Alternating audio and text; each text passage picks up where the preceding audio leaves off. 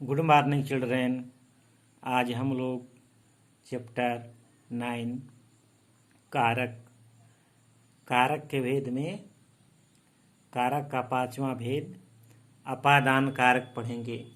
अपादान कारक वाक्य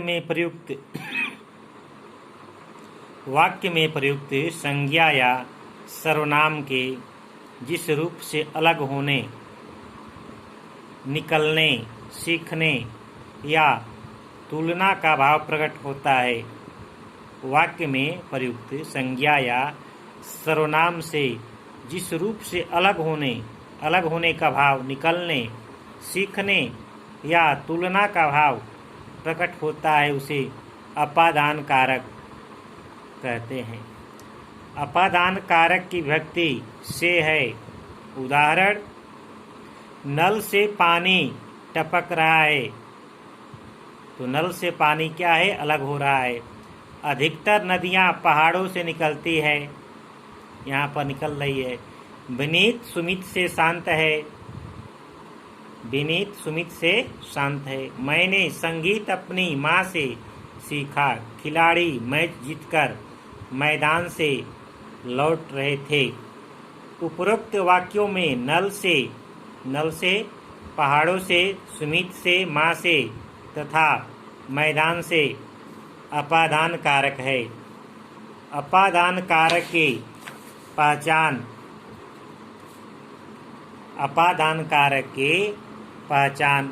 अपादान कारक की पहचान के लिए क्रिया के साथ कहाँ से तथा किससे प्रश्न पूछते हैं, फिर उसका जो उत्तर मिलता है वही अपादान कारक है। जैसे पेड़ से पत्ता गिरा, प्रश्न होता है कहाँ से पत्ता गिरा, तो उत्तर मिलता है पेड़ से, तो इसमें जो है अपादान कारक है। आगे देखिए,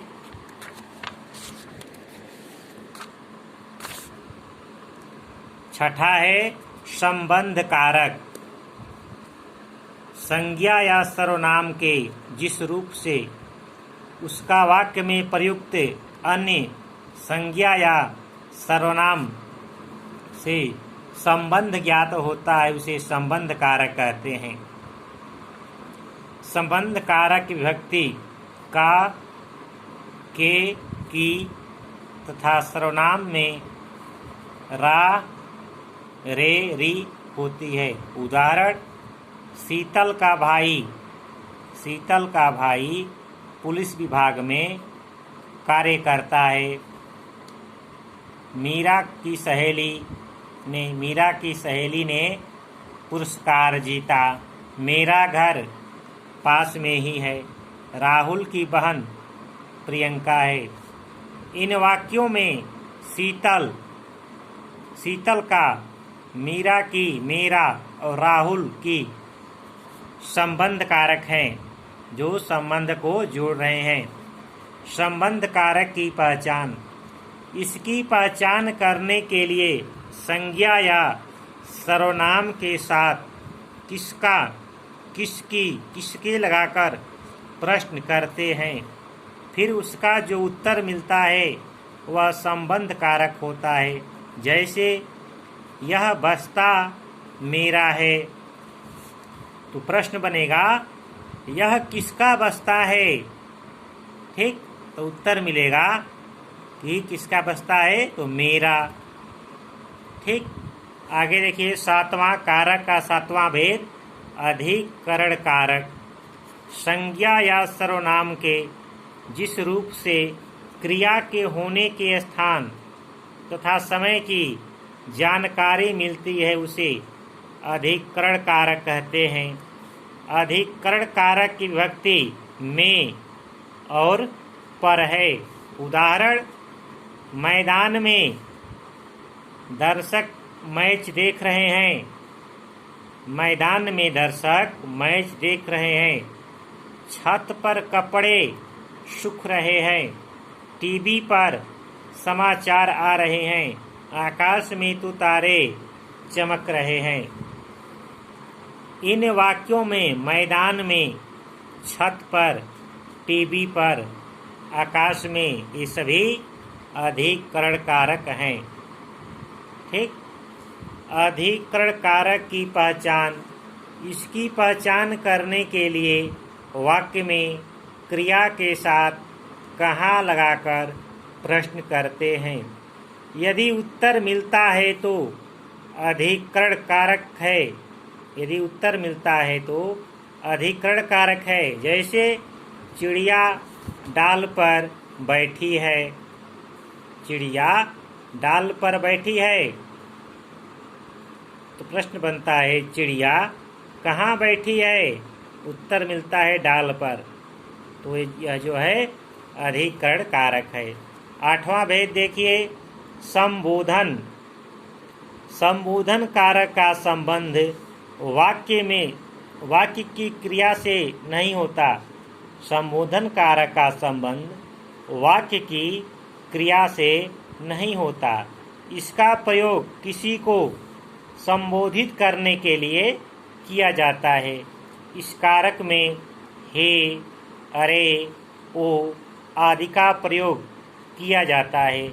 इस कारक में संबोधन करने के लिए जब बहुवचन शब्दों जैसे भाइयों, बहनों, श्रोताओं और बच्चों का प्रयोग किया जाता है तो उसमें अनुस्वार नहीं लगाया जाता। उदाहरण देखिए, अरे तुम कब आए, अरे भाई जरा रास्ता तो बताना, हे माँ हमें अंधकार से प्रकाश की ओर ले चलो।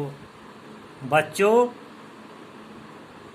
पंक्ति बनाकर चलो। उपरोक्त वाक्यों में अरे भाई, हे माँ तथा बच्चों संबोधन कारक के उदाहरण हैं, संबोधन कारक के उदाहरण हैं। करण कारक और अपादान कारक में अंतर। करण कारक और अपादान कारक दोनों की विभक्ति से है। करण कारक और अपादान कारक दोनों की विभक्ति से है, परंतु दोनों में अंतर होता है। करण कारक में से विभक्ति का प्रयोग साधन के लिए किया जाता है, जबकि अपादान कारक में अलग होने, डरने या तुलनात्मक के लिए किया जाता है। जैसे करण कारक, वह रेलगाड़ी से गुजरात गया। अपादान कारक, वह घर से चला गया। करण कारक, दादी दूध से खीर बनाती है। अपादान कारक, उसने दूध से मलाई निकाल ली। तो यहाँ पर अलग होने का भाव हो रहा है और यहाँ पर सहायता ली जा रही है दूध से, ठीक, और यहाँ पर रेलगाड़ी से, ठीक।